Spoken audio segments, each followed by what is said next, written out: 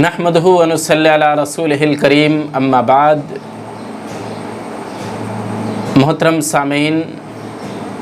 آج کا میرا درس ہے رمضان المبارک کے مہینے کی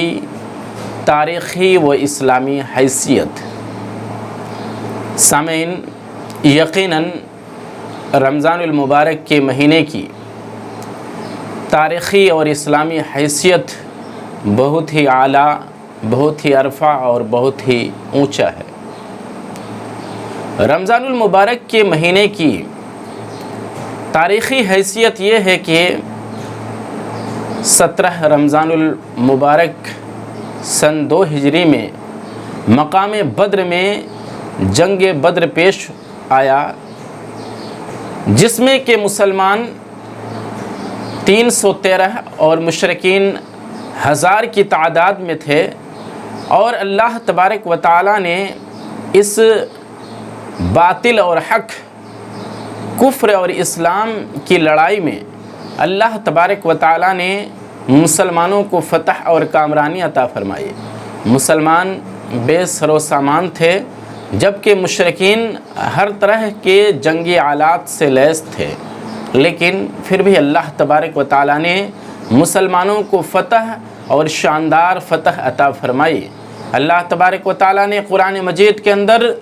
اس کو یوں بیان کیا ہے، وَلَقَدْ نَصَرَكُمُ اللَّهُ بِبَدْرٍ وَأَنْتُمْ أَذِلَّةٌ فَاتَّقُوا اللَّهَ لَعَلَّكُمْ تَشْكُرُونَ کہ وَلَقَدْ نَصَرَكُمُ اللَّهُ بِبَدْرٍ، اللہ تبارک و تعالیٰ نے تم کو بدر کے مقام میں، بدر کے جنگ میں اللہ تبارک و تعالیٰ نے تم کو مدد فرمائی۔ تم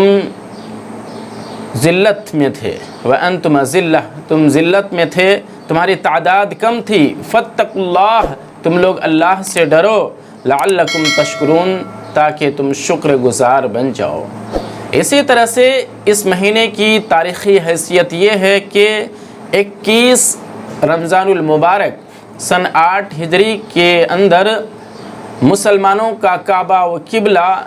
فتح ہوا، اور مکہ جب فتح ہوا تو مکہ کے فتح ہونے کا مطلب تھا کہ پوری دنیا میں اسلامی پرچم کا لہر جانا، اور جب مکہ فتح ہوا تو لوگ اسلام میں جماعت در جماعت داخل ہونے لگے۔ اسی طرح سے رمضان المبارک کے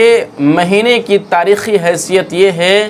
کہ اسی رمضان المبارک کے مہینے میں سن 9 ہجری کے اندر غزوہ تبوک پیش آیا۔ اسی طرح سے اس مہینے کی تاریخی حیثیت یہ ہے کہ طارق بن زیاد نے عیسائیت کے خلاف نمایاں کامیابی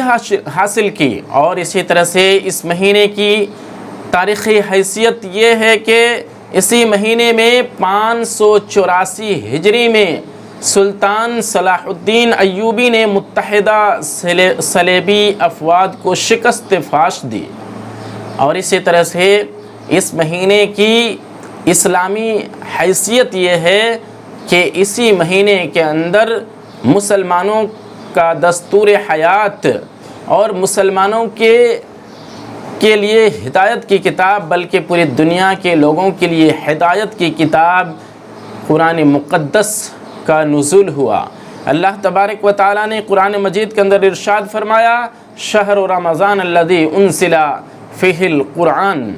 کہ رمضان المبارک کا مہینہ وہ ہے جس میں قرآن کا نزول ہوا۔ تو معلوم ہوا اس آیت کریمہ سے ہم کو کہ رمضان المبارک کے مہینے کی اسلامی تاریخ یہ ہے کہ اسی مہینے کے اندر کلام مقدس کا نزول ہوا۔ اسی طرح سے اس مہینے کی اسلامی حیثیت یہ ہے کہ اس مہینے میں رمضان المبارک کے اندر سن 2 ہجری میں روزہ کی فرضیت ہوئی۔ تو محترم حضرات، ان تمام واقعات سے اور اس طرح کے بہت سارے واقعات اسلامی تاریخ کے اندر موجود ہیں، جس سے معلوم ہوتا ہے کہ رمضان المبارک کے مہینے کی بہت زیادہ تاریخی حیثیت موجود ہے، اور بہت زیادہ تاریخی حیثیت ہے اس مبارک مہینے کی، اور اس مبارک مہینے کی اسلامی حیثیت بھی بہت ہی اعلیٰ وہ عرفہ ہے، اس لیے ہم تمام مسلمانوں کو اس مہینے کی تاریخی حیثیت اور اسلامی حیثیت جو ہے اس کو سمجھنے کی اور غور و فکر کرنے کی اور اس میں تدبر، تفکر اور تأمل کرنے کی ضرورت ہے۔ اللہ تبارک و تعالی ہمیں اس بات کی توفیق عطا فرمائے، آمین۔ وآخر الدعوانا ان الحمد للہ رب العالمین۔ السلام علیکم ورحمۃ اللہ وبرکاتہ۔